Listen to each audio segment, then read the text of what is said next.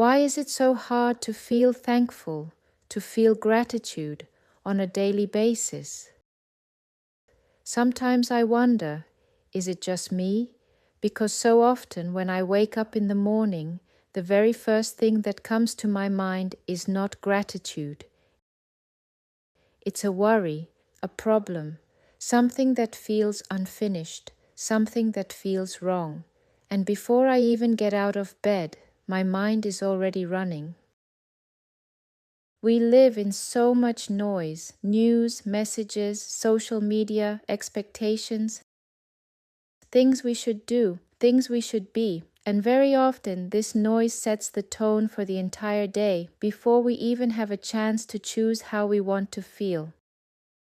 Sometimes I wake up and the first thing I do is reach for my phone, emails, notifications, other people's lives, other people's problems, and just like that, I'm no longer present. I'm already inside the noise. But something I'm slowly learning is this. The tone of my day is often decided in the very first moments after I wake up. Not by the world, not by circumstances, but by me. When I wake up and I take even a few minutes to be still, to be silent, to breathe, something shifts. Gratitude is not just a thought, it's not a checklist, it's not forcing yourself to be positive. For me, gratitude becomes real when I allow myself to feel it in my body. When I lie still or sit quietly and gently look inward. I try to notice what is already here, a warm bed, a new day, breath moving in and out of my body. Life happening right now, and when I let myself really feel that, not rush it, the mood of the entire day changes, not because life suddenly becomes perfect, but because I am more present inside it. We all say we want slow mornings, peaceful days, positive energy. But the truth is, this is not something that just happens to us. It's something we choose. Every morning I can choose to sit in silence, to breathe, to pray, to feel thankful, and carry that feeling into my day. Or I can choose to start running immediately, letting the world decide my rhythm, my pace, my thoughts. Both are available, and both lead to very different days. A thankful heart is the key to happiness, at least for me, because the happiness we are all looking for is not outside of us, not in achievements, not in other people, not in perfect circumstances. It lives within us, but to access it, we need courage, courage to face ourselves, to look inward, to be honest, to ask, what part of myself am I still fighting? What part of myself am I not at peace with? Where am I still searching for validation from outside, instead of offering acceptance to myself?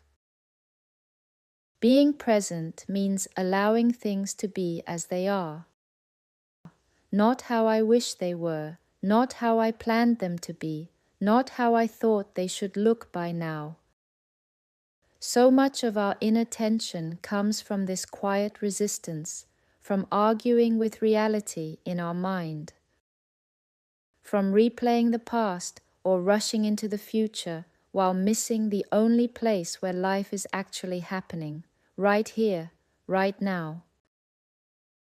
Being present means I stop trying to fix myself for a moment. I stop judging where I am. I stop asking, why am I not further, or why am I still here? Instead, I choose to notice, to observe my life with awareness, with curiosity, and with a thankful heart. To gently turn inward and ask, what am I really feeling right now? Not what I should be feeling, but what is actually here. Maybe it's peace, maybe it's tiredness, maybe it's uncertainty, maybe it's joy mixed with fear, and all of it is allowed. Being present means looking at myself honestly and saying, this is me, this is where I am, and this moment is allowed to exist.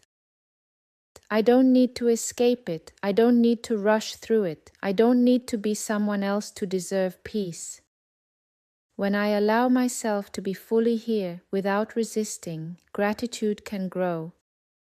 Because when we stop running from ourselves, we stop fighting life, and in that space, presence becomes grounding. The mind quiets, the body relaxes, the heart feels safer.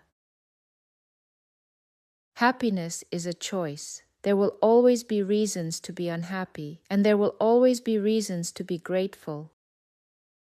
If we wait for someone else to make us happy, or for life to finally feel complete, we will always feel like something is missing.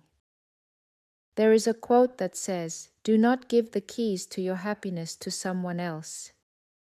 Because the only person who can truly choose happiness is you, not by controlling life, but by choosing how you meet it.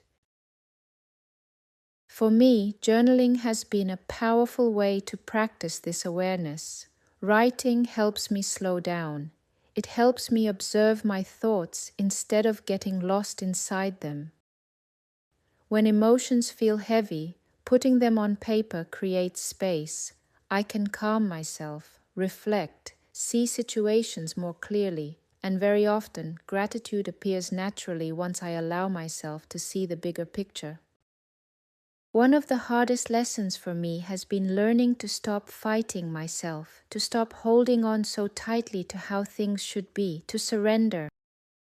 This doesn't mean giving up. It doesn't mean being irresponsible. It means doing my best with the things I can change and letting go of what is not in my control, trusting that God is in control. This is still something I'm learning, but every time I choose trust over inner resistance, things get easier, life feels lighter, my heart feels calmer.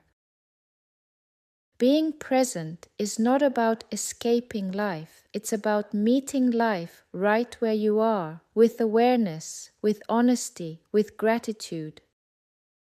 You can wake up in the morning and choose to be thankful or choose to be negative. Life will still happen, but your experience of it will be very different. Be your own best friend. Choose kindness, choose presence, choose love. You can download my free digital journal from my blog or get the physical version if you want to support my small business. It includes gentle gratitude pages that guide you step by step.